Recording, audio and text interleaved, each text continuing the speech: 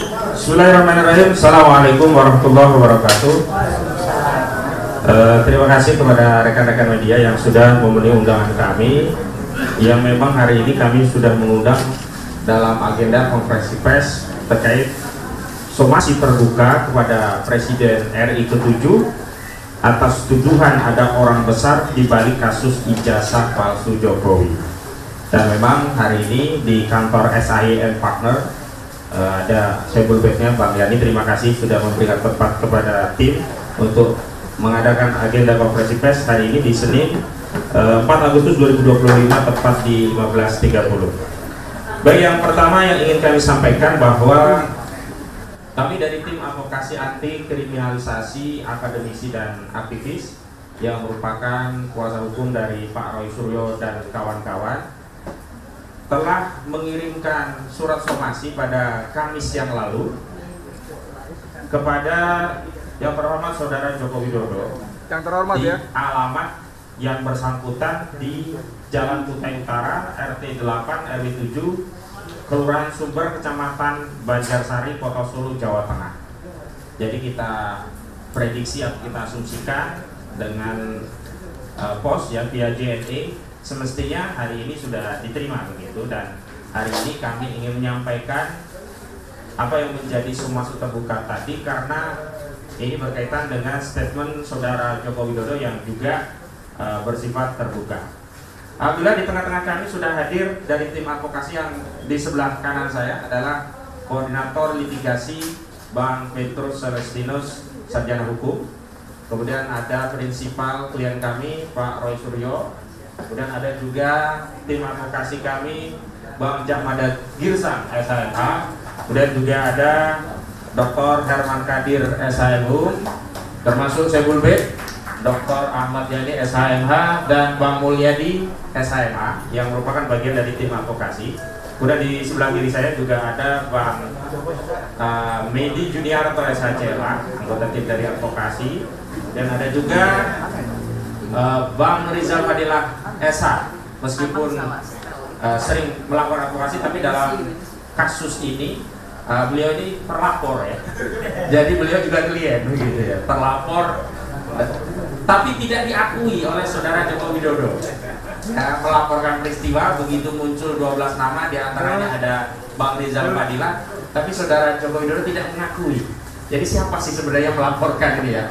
Kan polisi nggak mungkin dia merasa menjadi pribadi Jokowi, merasa tercemar, merasa difitnah, lalu menuliskan nama Rizal Fadilah sebagai terlapornya begitu. Kemudian ada lagi tokoh kita, aktivis yang sudah diketahui, Bang Muhammad Saididu. Kita juga akan mintakan nanti pandangannya, karena memang ini tidak ansi soal ijazah palsu, tapi ini ada dampak pada perpecahan dan pembelahan anak bangsa yang sedianya sebetulnya bisa lebih mudah segera diakhiri, tapi kok masih terus ya berlanjut. Kita nanti akan dengar pandangan beliau. Kemudian ada juga Bang Bahar ya, Baharudin Zaman. Itu beliau yang mengawal Pak Sunarto karena sudah jauh-jauh datang ke penyidik, justru penyidiknya tidak hadir dalam rangka untuk mengambil keterangan sebagai saksi. Nah, beliau nih Bang Bahar yang mendampingi.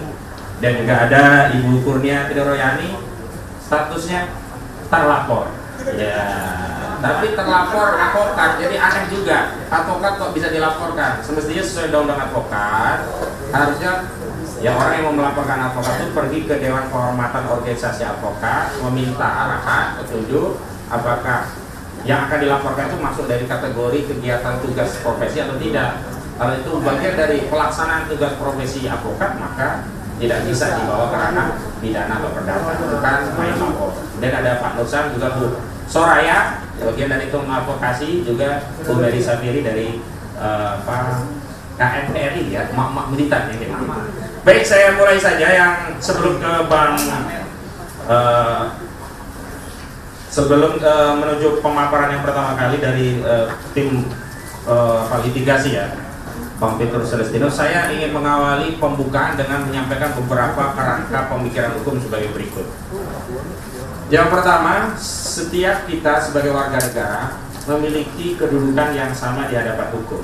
Tidak ada pembedaan apakah warga negara ini mantan pejabat atau rakyat jelata, apakah warga negara itu berstatus advokat atau mantan presiden, apakah warga negara itu orang yang punya pendidikan atau yang tidak lulus sekolah.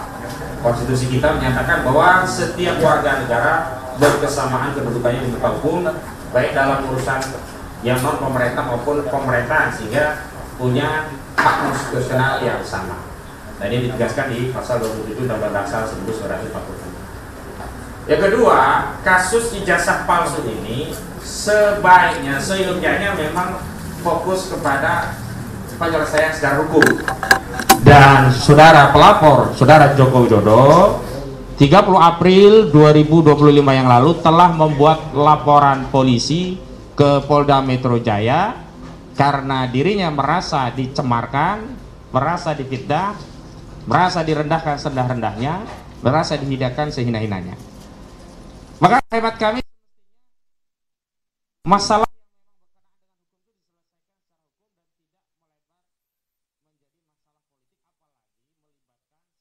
anak bangsa terbelah oleh narasi politik yang tidak sesuai dengan fakta.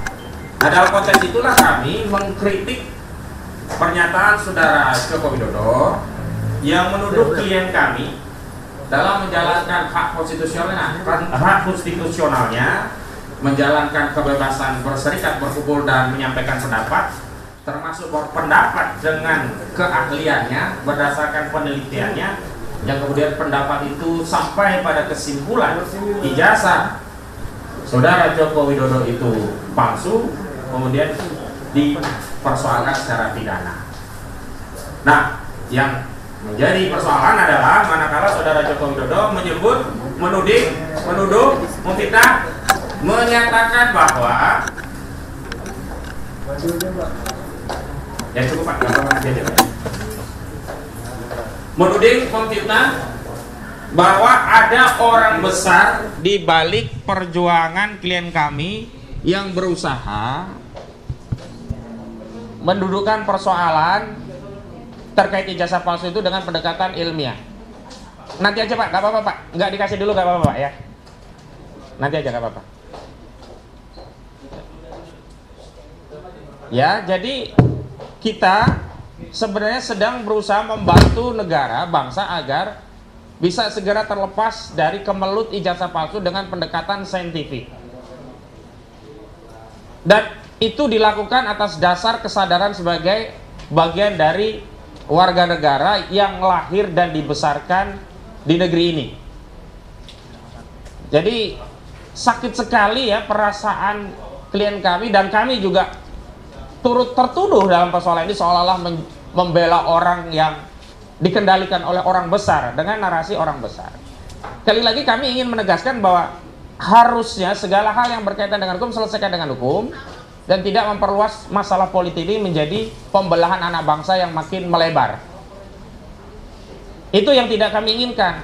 Dan kalau ingin menuntaskan masalah ijazah palsu ini, ya fokus dengan pembuktian, bukan dengan reuni misalnya. Karena reuni, mau sekali reuni, 2 kali reuni, bahkan 1000 kali reuni, itu tidak meningkatkan kualitas ijazah yang tadinya palsu misalnya ya, menjadi asli, nggak bisa. Ini sama dengan hadis. Hadis itu kalau sudah ada yang menyatakan dhaif, ada yang menjah, ada yang menyatakan orang yang meriwayatkan salah satu perawinya itu pendusta, maka meskipun dihadirkan 1000 hadis yang dhaif, itu bukan meningkat hadisnya menjadi sahih, justru makin parah.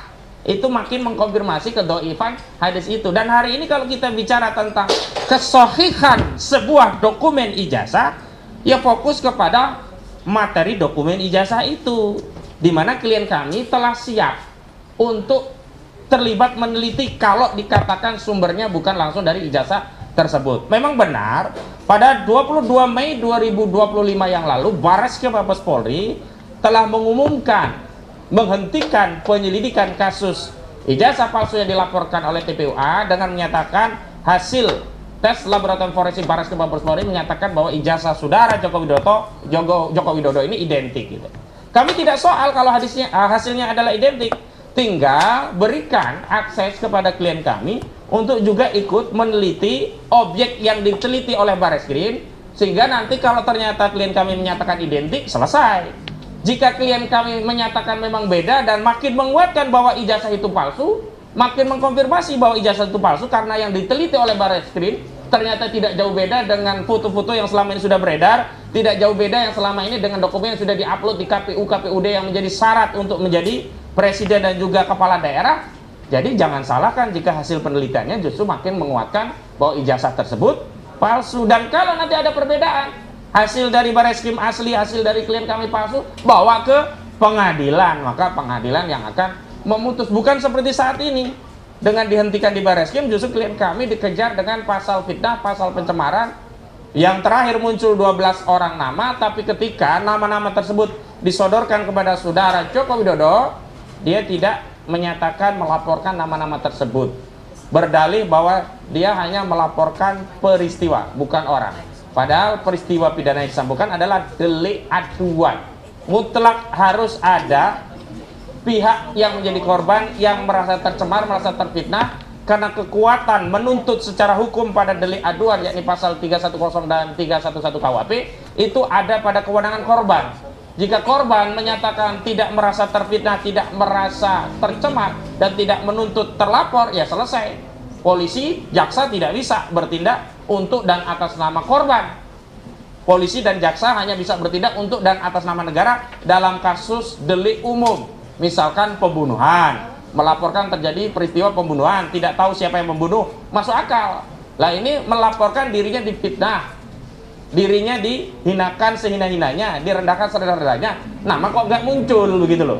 Itulah yang saya katakan dalam sejumlah media bahwa saudara Joko Widodo ini pengecut gitu ya. Mau melaporkan ya tentang fitnah pada dirinya tapi tidak berani sebut nama. Ketika sudah disodorkan 12 nama juga tidak dikatakan mana nama itu. Dan saya meminta Polda Metro Jaya kalau memang saudara Joko Widodo menyatakan bahwa bukan 12 orang itu yang dilaporkan dirinya, maka lepas ini terlapor ini, nggak ada urusannya dengan proses hukum. Dan karena riuhnya masalah ini jadi sempat meluas sampai seorang penyanyi ya, Iwan Fals gitu ya, itu membuat polling di akun sosmednya, saya lupa itu akunnya apa namanya, Twitter atau yang lain ya, pokoknya akun sosmednya begitu. Justru dari hasil polling yang diadakan oleh Iwan Fals, 70% itu meyakini ijazah saudara Joko Widodo palsu, bahkan 72% gitu. Makanya jangan kemudian ya rakyat diadu dengan misalkan polling dari Denny JA yang menyatakan masyarakat masih percaya. Kalau polling dibalas sama punyanya Iwan Fals juga selesai. Justru yang harus dihadirkan itu ijazah asli. Jangan biarkan rakyat menjadi terbelah. Nah, karena alasan itulah kami mengajukan surat somasi dan nanti redaksi somasinya juga akan dibacakan, dan tentu saja sikap apa yang melatar belakangi somasi ini juga akan disampaikan oleh koordinator litigasi dari tim kami. Baik, ada tambahan satu lagi yang perlu saya sampaikan. Justru kami merasa yang ada orang besar itu di balik Sylvester Matutina. Itu ada orang besar itu. Kenapa? Saudara Sylvester Matutina ini sudah terpidana, divonis inkrah 1 tahun dan 6 bulan. Tapi sampai hari ini tidak menjalani putusan penjara. Kalau dia berdalih sudah menjalani, itu menjalani proses hukumnya. Di sidang iya. Tapi menjalani di penjara itu belum. Aneh, negara kita negara hukum, sudah vonis, sudah inkrah, kok nggak di penjara? Patut diduga ada orang besar ini. Nah, orang besar itu yang dimaksud bukan fisiknya, berarti punya pengaruh besar. Siapa yang punya pengaruh besar saat 2019? Saat Sylvester Matutina divonis dengan penjara yang inkrah di 2019, ya saudara Joko Widodo. Orang besar itu saudara Joko Widodo saat itu menjadi presiden. Nah, sekarang kami uji apakah masih ada orang besar di belakang Sylvester Matutina. Kalau ternyata Sylvester Matutina tidak sekedar dieksekusi, berarti masih ada orang besar. Dan orang besarnya siapa? Kalau dulu Jokowi ya, sekarang saya tidak tahu. Karena itu agar tidak ada tuduhan ada orang besar, saya bersama tim sudah minta kepada Kepala Kejaksaan Negeri Jakarta Selatan selaku penuntut dan juga eksekutor kasus itu. Karena diadili di Pengadilan Negeri Jakarta Selatan. Penuntutnya jaksa dari Jakarta Selatan, berarti eksekutornya dari Kejari Jakarta Selatan. Apa tuntutan kami? Eksekusi. Jangan biarkan seorang terpidana masih eksis di ruang publik dan justru menebarkan fitnah ancaman kepada klien kami. Ini sudah kami kirim ya suratnya ke Kejari. Tapi hari ini kita tetap fokus kepada somasi yang kita layangkan kepada Saudara Joko Widodo di Kamis yang lalu, dan ini buktinya dari JNE sudah kita kirim. Bukan hakul yakin ya, golabatuzon ya, dugaan kuat kami, surat itu sudah diterima oleh Saudara Joko Widodo. Demikian, dan untuk pemaparan pertama kami persilakan Bang Petrus Celestinus selaku koordinator tim litigasi untuk menyampaikan paparannya. Silakan Bang. Terima kasih, selamat sore. Assalamualaikum warahmatullahi wabarakatuh. Nah, jadi situasi politik kita sekarang ini makin panas. Walaupun mungkin sebagian orang dengan diterbitkannya amnesti dan abolisi kemarin, mungkin sebagian orang merasa itu suasananya sudah sejuk. Tapi bagi kelompok masyarakat yang selama ini mengadvokasi apa yang disebut pemakzulan, mengadvokasi apa yang disebut dengan dugaan ijazah palsu Jokowi, persoalan ini masih panas. Persoalan ini belum selesai. Bahkan Jokowi sendiri dari waktu ke waktu terus memainkan manuver untuk membuat suasana ini semakin gaduh. Terakhir dengan enteng dia menyatakan sekaligus melecehkan gerakan advokasi ini sebagai diorkestrasi oleh kelompok besar. Ada yang membackup. Masyarakat lalu mempunyai kesan bahwa backup itu backup dana, backup kekuasaan, sekedar untuk memenjarakan Mas Roy dan kawan-kawan. Padahal kita lihat polemik tentang ijazah palsu ini hampir 5 atau 10 tahun berjalan. Tetapi kenapa ketika Mas Roy dan kawan-kawan karena kepakarannya ingin memperjelas apakah ijazah ini palsu atau tidak, dan kesimpulan mereka berdasarkan kepakarannya bahwa ijazah ini adalah palsu, kok mereka dikriminalisasi melalui tangan-tangan kekuasaan politik yang ada? Jadi dengan kemarin Presiden Prabowo memberikan amnesti dan abolisi, membuktikan bahwa pengelolaan kekuasaan negara selama 10 tahun Jokowi berkuasa, ini hukum kita dirusak. Kenapa? Politisasi yang berujung dengan kriminalisasi dan sekarang menimpa Mas Roy dan kawan-kawan, dan bahkan mungkin juga akan bertambah. Kata mereka akan bertambah. Sehingga kami hari ini mau menyatakan bahwa kami mengutuk keras pernyataan Jokowi yang melecehkan peran serta masyarakat, mengadvokasi persoalan pemakzulan Gibran, mengadvokasi persoalan ijazah palsu, dan ini akan berujung dengan tim advokasi anti kriminalisasi aktivis dan akademisi.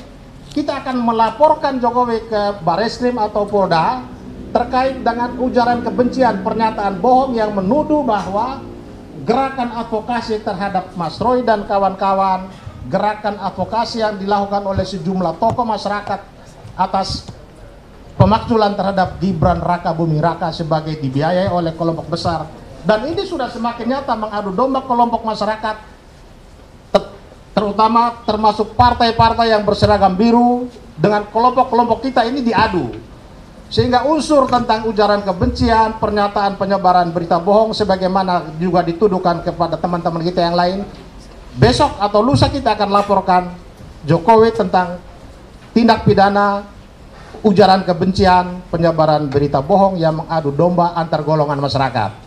Salah satu pihak yang merasa sudah jadi korban yaitu partai berseragam biru, seperti kita lihat Demokrat sudah bereaksi. Ini potensi akan memecah belah bangsa itu semakin besar, sehingga apa yang kemarin Presiden Prabowo sudah mencoba menghentikan, memberikan suasana damai dengan abolisi dan amnesti terhadap Hasto Kristianto dan Tom Lembong, tidak akan bermanfaat kalau Presiden juga tidak segera membentuk tim untuk menyelidiki gerak-gerik Jokowi selama setelah dia tidak lagi menjadi Presiden. Karena ujaran kebencian atau orang besar seperti yang dikatakan oleh Pak Kosinudin tadi, mungkin orang besar itu adalah dirinya. Dia memainkan kasus ini supaya mengintimidasi masyarakat untuk tidak menuntut dirinya. Karena kalau dia menuduh orang besar, siapa orang besar itu kalau bukan dirinya? Jadi saya kira pernyataan-pernyataan yang kami sampaikan tadi akan lebih jelas dibacakan di dalam surat somasi yang akan dibacakan oleh teman-teman. Terima kasih. Baik, terima kasih Bang Petrus Celesterius, Koordinator Tim Litigasi dari Tim Advokasi Anti Kriminalisasi Akademisi dan Aktivis. Selanjutnya pembacaan somasi yang kami kirimkan kepada Saudara Joko Widodo. Pembacaan akan dibagi pada 2 termin sekaligus. Yang pertama dibacakan oleh Abang Jahmada Girsang dan dilanjutkan oleh Abang Mulyadi. Kepada Bang Jahmada untuk dimulai dan nanti langsung lanjut ke Bang Mulyadi. Baik. Assalamualaikum warahmatullahi wabarakatuh. Tim Advokasi Anti Kriminalisasi Akademisi dan Aktivis. Kepada yang terhormat Saudara Joko Widodo, ditembuskan kepada 1. Presiden Republik Indonesia, 2. Pimpinan DPR RI, 3. Kejaksaan Agung RI, 4. Mahkamah Agung RI, 5. Kompolnas RI, 6. Komnas HAM RI, 7. Bareskrim Polri, ke-8 Polda Metro Jaya. Perihal somasi dengan hormat. Untuk dan atas nama klien kami KRMT Roy Suryo Noto Diprojo dan kawan-kawan bertindak berdasarkan surat kuasa khusus terlampir sehubungan dengan beredarnya sejumlah fitnah, pencemaran, penghasutan dan provokasi yang dilanjutkan kepada klien kami, disampaikan kepada saudara hal-hal sebagai berikut. 1. Bahwa saudara telah melaporkan klien kami ke penyidik Polda Metro Jaya pada tanggal 30 April 2025 dengan objek perkara berupa dugaan tindak pidana pencemaran nama baik dan atau fitnah dan atau manipulasi, penciptaan, perubahan, pengerusakan informasi elektronik yang dianggap seolah-olah data yang otentik dan atau mengubah, mengurangi, melakukan transmisi, merusak, memindahkan, menyembunyikan suatu informasi elektronik milik orang lain dan atau pencemaran nama baik dalam bentuk informasi elektronik dan atau mendistribusikan atau mentransmisikan informasi elektronik yang sifatnya menghasut, mengajak atau mempengaruhi orang lain yang menimbulkan rasa kebencian atau permusuhan terhadap individu sebagaimana dimaksud pasal 310 KUHP dan atau pasal 311 KUHP dan atau pasal 35 Junto pasal 51 ayat 1 Undang-Undang 11 tahun 2008 tentang informasi dan transaksi elektronik dan atau pasal 32 ayat 1 Junto pasal 48 ayat 1 Undang-Undang nomor 11 tahun 2008 tentang informasi dan transaksi elektronik dan atau pasal 27A Undang-Undang nomor 1 tahun 2004 tentang perubahan kedua atas Undang-Undang nomor 11 tahun 2008 tentang informasi dan transaksi elektronik. 2. Bahwa dalam laporan dimaksud kuasa hukum saudara melalui sejumlah media telah merilis sejumlah nama terlapor dalam bentuk inisial ES, RS, RHS, TT, dan K. Selanjutnya, sejumlah pendukung saudara baik Fredrik Damanik, Waketum Projo, Andi Aswan, Jokowi Mania atau Joman, Sylvester Matutina, Solidaritas Merah Putih atau Solmed, hingga Ade Darmawan, Pradi Bersatu, tanpa punya rasa malu dan tidak menghormati azas praduga tidak bersalah, presumption of innocent, mengumbar nama-nama secara terbuka di hadapan publik terhadap Roy Suryo, Rismon Hasiholan Sianipar, Rizal Padilla, Kurnia Tri Royani, dan kawan-kawan. Padahal saat ini kami diundang untuk memberikan klarifikasi. Penyidik tidak pernah menyebutkan nama dan atau inisial terlapor tersebut. Penyidik Polda Metro Jaya hanya menjelaskan bahwa terlapor masih dalam penyelidikan. 3. Bahwa pada akhirnya pada tanggal 14 Juli 2025 di Reskrimum Polda Metro Jaya telah mengirim surat pemberitahuan dimulainya penyidikan dalam kurung SPDP yang ditujukan kepada Kejaksaan Tinggi DKI Jakarta, yang tembusannya ditujukan pula kepada klien kami selaku terlapor melalui surat pemberitahuan dimulainya penyidikan buka kurung SPDP tersebut diperoleh informasi: A. Pelapor Insinyur Haji Joko Widodo, 2. Andi Kurniawan, 3. Lecumanan, 4. Maret Samuel Sweken. Terlapor 1. Egy Sujana, 2. HM Rijal Padilla Sarjana Hukum, 3. Kurnia Triowani, 4. Rustam Effendi, 5. Damai Hari Lubis Sarjana Hukum, 6. KRMT Roy Suryo Noto Diprojo, 7. Rismon Hasikoran Sianipar, 8. Tipauzia Tiasuma atau Dr. Tipa, 9. Abraham Samad, 10. Mikael Benyamin Sinaga, 11. Nurdian Noviansa Susilo, dan 12. Adi Rido alias Ali Hussein.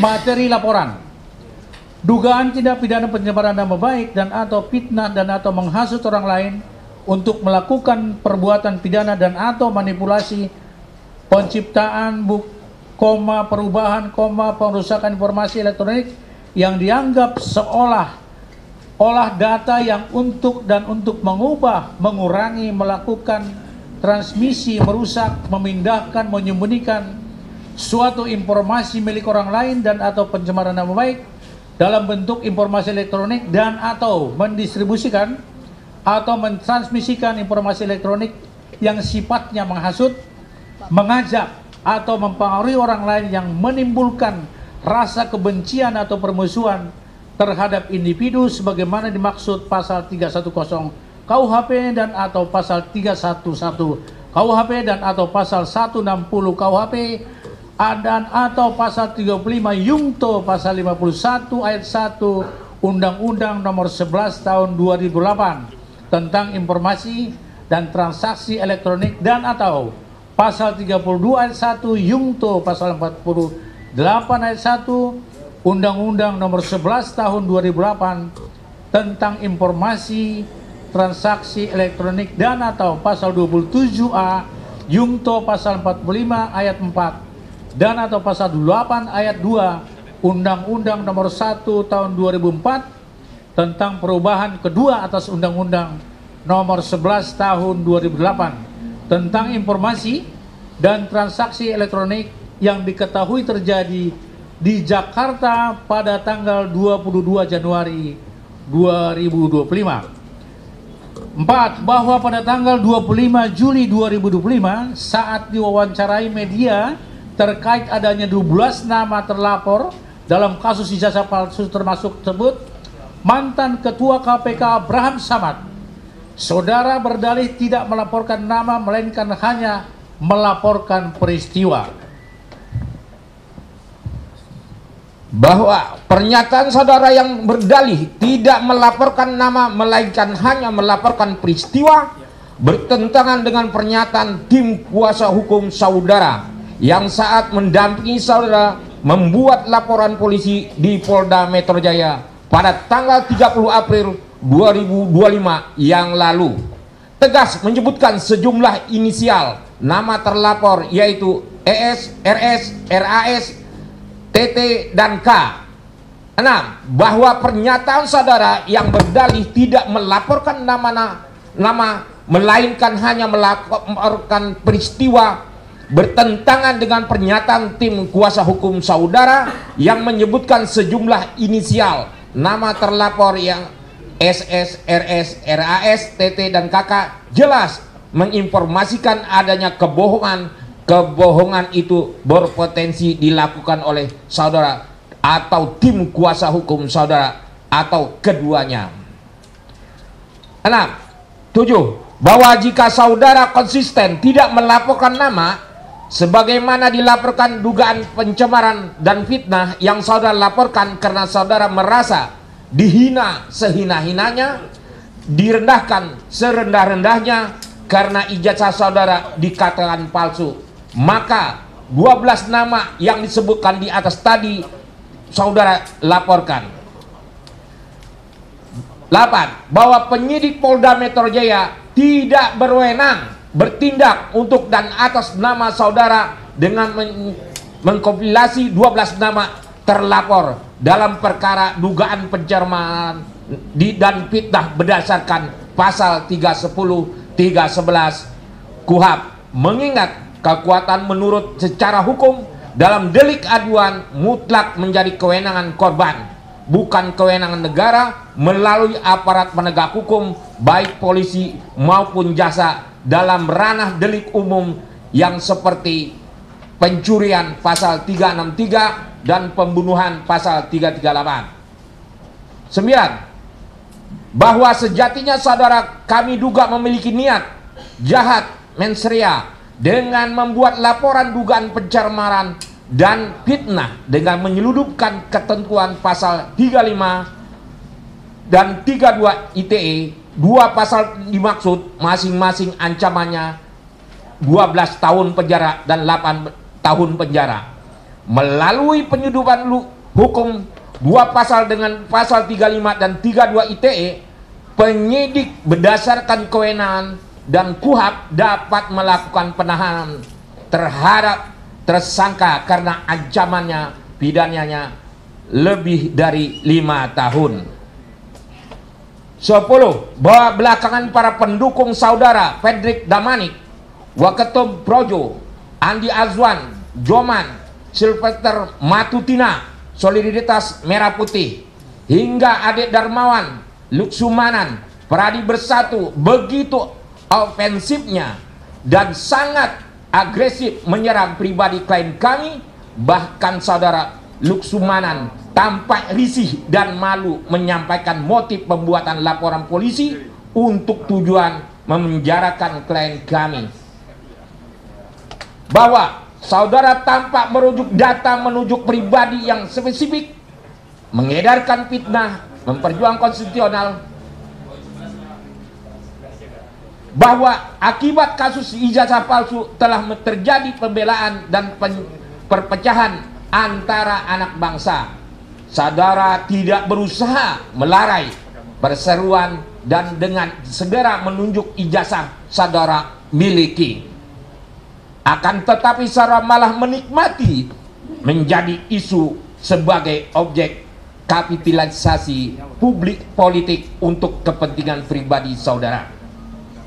12. Bahwa saudara tanpa merujuk dan menunjuk pribadi yang spesifik, mengedarkan fitnah dan perjuangan konstitusional klien kami dalam mengungkap kebenaran tentang ijazah palsu dengan mengatakan ada orang besar di balik perjuangan klien kami. Tuduhan dan fitnah yang saudara katakan sangat menyakitkan karena sama saja saudara telah mengatakan kepada klien kami sebagai pion politik yang dikendalikan oleh orang besar. 13. Bahwa kami perlu tegaskan ulang kepada saudara bahwa klien kami berjuang secara konstitusional berdasarkan ketentuan pasal 28 Undang-Undang Dasar 1945. Klien kami memiliki rasa kebangsaan dan kenegaraan sebagai bagian dari bangsa dan negara ini melalui perjuangan mengungkapkan kasus ijazah palsu untuk membersihkan legasi sejarah bangsa dan negara Indonesia dari nota hitam kelam akibat pernah dipimpin presiden 2 periode berijazah palsu. Berdasarkan uraian sebagaimana kami kemukakan di atas, kami meminta saudara mencabut pernyataan Anda orang besar di balik perjuangan klien kami, sekaligus meminta maaf secara terbuka di hadapan publik. Apabila saudara tidak mencabut pernyataan dan segera meminta maaf secara terbuka di hadapan publik, maka kami akan mempertimbangkan untuk mengambil upaya hukum balik secara perdata maupun pidana. Saya ulangi kembali, apabila saudara tidak mencabut pernyataan dan segera meminta maaf secara terbuka di hadapan publik, maka kami akan mempertimbangkan untuk mengambil upaya hukum baik secara perdata maupun pidana. Demikian somasi dari tim advokasi anti kriminalisasi akademisi dan aktivis. Assalamualaikum warahmatullahi wabarakatuh. Baik, itu poin yang sudah disampaikan. Memang ada satu frasa yang terlewat tadi, yakni di poin 7, yang pada pokoknya bahwa jika saudara Joko Widodo tidak melaporkan 12 nama yang di saat ini sudah menjadi terlapor, maka 12 nama ini ya demi hukum harus dikeluarkan dari status terlapor karena delik aduan berdasarkan pasal 310 KUHP dan pasal 311 KUHP terkait pencemaran dan fitnah tidak memiliki kekuatan hukum penuntutan jika ternyata saudara Jokowi yang mengaku sebagai korban pencemaran dan fitnah tidak melaporkan 12 nama tersebut. Itu yang tadi sedikit tertinggal. Singkatnya ya sudah, kalau memang tidak gentle, tidak melaporkan 12 nama, ya sudah 12 nama ini tidak bisa diproses secara hukum. Begitu. Jadi jangan buang badan melaporkan peristiwa akhirnya ada 12 nama tidak diakui padahal deliknya delik aduan. Selanjutnya adalah pandangan dari klien prinsipal kami yang hari ini sudah hadir. Yang pertama dari Pak Roy Suryo. Kepada Pak Roy Suryo dipersilakan. Terima kasih. Assalamualaikum warahmatullahi wabarakatuh. Terima kasih sebesar-besarnya untuk para kuasa hukum kami, terutama koordinator tim litigasi Pak Petrus Celestinus dan koordinator tim non litigasi Pak Ahmad Kosinudin, dan rekan-rekan sekalian dan juga sahabat-sahabat yang statusnya sama dengan saya selaku terlapor. Alhamdulillah pada kesempatan yang sangat baik ini saya sekaligus juga melaporkan bahwa kami bertiga pada awalnya, yaitu RRT ya, Rismon Hasyolan Sianipar, kemudian Roy Suryo dan Tifausia Tiasuma, ini sekaligus menjawab tantangan bahwa kami itu yang tadi seperti dikatakan Pak Ahmad Kosinudin didukung atau ada politik yang di belakang kami. Sama sekali kami jawab tidak ya. Dan bahkan izin saya mintakan juga doa restu dari seluruh hadirin dan seluruh media yang ada di ruangan ini. Insya Allah kami bertiga akan memberi kado yang sangat indah pada peringatan 80 tahun usia kemerdekaan Indonesia pada tanggal 17 Agustus 2025 yang akan datang, yaitu sebuah white paper, sebuah buku ilmiah yang bertuliskan ijazah palsu Jokowi. Buku ini sepanjang 500 halaman. Alhamdulillah sedang kami tulis dan sudah hampir mencapai 70 sekian persen. Bang Respon menuliskan soal detailnya, saya menuliskan mulai dari prakata, mulai dari kisah ijazah palsu ini pertama kali dugaan masyarakat, kemudian penjelasan soal Declaration of Human Rights, penjelasan soal Undang-Undang Dasar 45, penjelasan soal Undang-Undang Keterbukaan Informasi Publik nomor 14 tahun 2008, penjelasan Undang-Undang ITE nomor 11 2008, 19 2016, nomor 1 tahun 2024, dan juga termasuk penjelasan soal undang-undang yang lain dan undang-undang khususnya. Dr. Dr. Rismon akan menuliskan detail soal analisis teknis yang jauh lebih detail. Misalnya soal analisis red, green, blue, soal lintasan cap, kemudian image comparison, face recognition, dan lain sebagainya. Kemudian Dr. Tifa menuliskan dari sisi behavioral neuroscience-nya. Semua itu akan menjadi satu buku yang insya Allah itu akan terbit dalam dua versi, akan terbit secara cetak analog dan juga akan terbit secara digital, dan sedang kami mohonkan nomor ISSN-nya, ya, ISBN-nya. Dan insya Allah juga itu akan diterbitkan secara internasional oleh Pak Chris Komari selaku koordinator dari FDI, Forum Diaspora Indonesia, dan akan diedarkan ke 25 negara di seluruh dunia. Jadi kami bertanggung jawab penuh atas buku itu, dan kami juga menantang kalau buku ilmiah jawab dengan ilmiah. Jadi misalnya mereka menjawab, oh ya tahun KKN-nya tadinya 83 berubah 85. Nah itu jawaban ilmiah dari mereka misalnya. Oh ya gitar listrik bisa dimainkan di desa tanpa listrik misalnya. Nah itu jawaban dari mereka misalnya begitu. Ya, jadi kami dan itu akan menjadi kado cantik pada peringatan hari Minggu tanggal 17 Agustus. Sehari sudahnya, insya Allah Pak Kosinudin, Pak Petrus, dan teman-teman lain, saya akan mohon izin untuk juga mendeklarasikan bersama sahabat-sahabat Purnawirawan dari Ngayogyakarta Hadiningrat, dari Jogja, bahwa akan ada statement, akan ada sabda dari kota Yogyakarta pada tanggal 18 Agustus tahun 2025. Jadi izin saya saya Minggu masih di, Senin saya udah akan ke Jogja. Jadi artinya itu insya Allah akan memperkuat bagaimana nanti kalau Presiden Republik Indonesia bersikap, maka Nagari Ngayogyakarta Hadiningrat sudah akan bersikap juga terlebih dahulu, ya, untuk mendukung soal ijazah palsu ini. Yang kedua, mendukung statement dari Pak Kosinudin tadi, ya. Kami siang hari ini masih melihat ada seseorang yang bergentayangan dan berkuar-kuar di Mapolda Metro Jaya yang dikenal dengan nama Si Plester. Ya, saya nggak tahu nama lengkapnya, yang penting dia Si Plester. Memang harus diplester mulutnya, ya. Karena apa?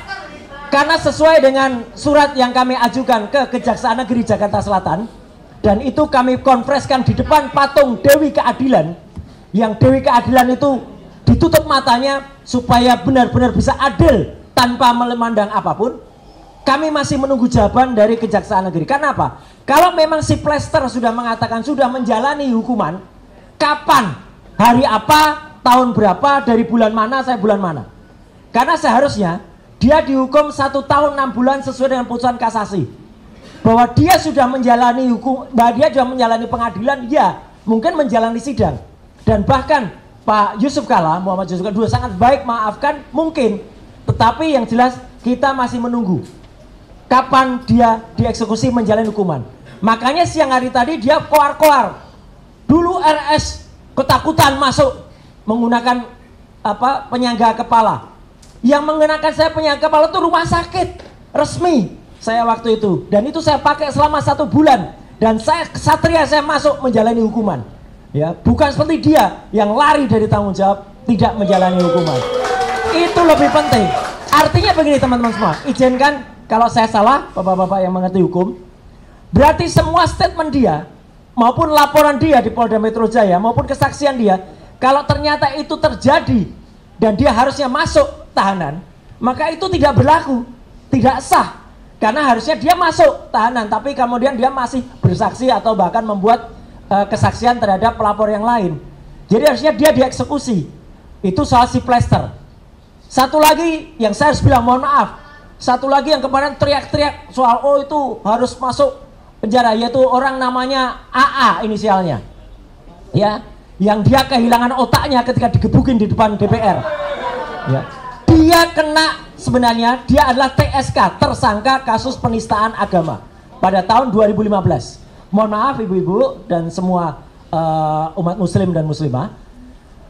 Dia mengatakan, kenapa dia masuk pasal penghinaan agama? Karena dia mengatakan Nabi Muhammad bukan orang Arab. Dan dia tersangka. Tapi kemudian saya nggak tahu dia di SP3 oleh Polda Metro Jaya. Tapi sudah juga kemudian di pra-peradilan dan menang pra-peradilannya. Jadi harusnya dia dieksekusi. Tapi sampai dengan sekarang Polda Metro Jaya belum eksekusi dia. Jadi artinya status AA itu adalah tersangka dan harusnya diteruskan penyidikannya, bukan diberhentikan. Ya, itu jadi ada 2 orang yang, dan yang menarik sekali tadi karena ada YouTube-nya si Plester itu, malah justru komentar lebih banyak kepada seseorang yang bertopi, topinya dihadapkan ke belakang. Betul. Apal banget nih Mbak Menu ini sama si Pritz itu ya. Dan orang mengatakan itu orang yang di belakangnya itu yang ijazahnya dibusek capnya, ya. Dan dia secara tidak malu memalukan dirinya sendiri tampil di depan salah satu TV dan kemudian menunjukkan kalau ternyata ijazahnya masih ada capnya, bukan seperti Jokowi yang capnya dibalik pas fotonya, ya. Nah, jadi sekali lagi saya tegaskan untuk teman-teman media yang ada di sini, saya patuh dan taat dengan kesepakatan bersama. Jadi insya Allah sore hari ini saya juga akan live di TV tanpa si Plester, ya, gitu. Dan pada hari Rabu yang akan datang itu akan ada acara. Pak Kosinudin tahu persis sejarahnya. Harusnya acara itu mengulas tentang si Plester, Tapi kami tegas, kami tidak akan hadir kalau masih ada si Plester yang belum menjalani hukuman. Alhamdulillahnya, salut kepada TV itu, saya nggak akan sebutkan TV-nya, tapi acaranya head to head. Hostnya Elvira Khairunisa. Topiknya diganti, bukan si Plester lagi. Jadi kami akan hadir kalau tanpa si Plester. Ya, karena tidak sopan kalau itu ada. Dan yang terakhir, tadi sudah disampaikan juga oleh Pak Kosinudin, ini bukan omong-omong, ini saya tunjukkan buktinya. Jadi ini adalah akun resmi, akun sosmed, milik seseorang namanya VL. VL itu siapa? Virgianto Listiawan alias Iwan Fals. Iwan Fals membuat polling, kita tahulah siapa Iwan Fals, pada pertengahan Juli yang lalu, dan 72% ketika dia menanyakan ijazah Jokowi, jawabannya adalah palsu. Jadi terima kasih Mas Iwan Fals bersama grupnya, ya, hanya 14% yang mengatakan asli. Nah, jadi artinya makin banyak lagi selain Refri Harun juga Iwan Fals. Dan kami sekaligus menolak atau tidak percaya kalau ada seseorang yang membuat survei-surveian, itu bukan survei tapi survei. SURPAY, survei. Kenapa survei? Soalnya sekarang orangnya lagi protes. Terima kasih kepada Presiden Prabowo yang sudah menghapus, ya, tantiem bonus itu. Nanti mungkin Pak Manusia Merdeka, Pak Said Didu bisa menjelaskan dengan lebih detail, ya. Keborosan, kemudian insya Allah uang negara, devisa negara itu akan bisa dihemat kalau komisaris-komisaris itu dihilangkan atau tidak perlu diberikan yang namanya tantiem, bonus dan lain sebagainya. Kenapa? Toh mereka juga tidak berkompeten sama sekali. Dan untuk menyambut kegembiraan itu, ya, nah, saya akan sampaikan sekaligus juga kenapa laki-laki itu suka soda, sama seperti susu. Laki-laki sama seperti susu, ya. Kalau ketemu susu menjadi gembira. Jadi kita bergembira atas keputusan Presiden Prabowo untuk menghapus, ya. Bahkan kalau perlu komisaris-komisaris itu yang tidak berharga itu, cabut Pak Prabowo, ya. Jadi kita akan lebih bergembira seperti soda susu gembira. Terima kasih. Wassalamualaikum warahmatullahi wabarakatuh. Ijazahnya fals. Izin, saya mungkin harus meninggalkan tempat karena harus lari ke tempat yang lain. Iya, silakan. Oke, ya nanti ya. Karena nanti biasa di intercept nanti muncul hal-hal yang nggak enak, nanti jadi perkara. Baik, itu dari Pak Roy Suryo. Tapi sebelum ke Pak Said Didu, ada satu lagi yang memang menjadi terlapor. Dan selamat jalan Pak Roy, makasih.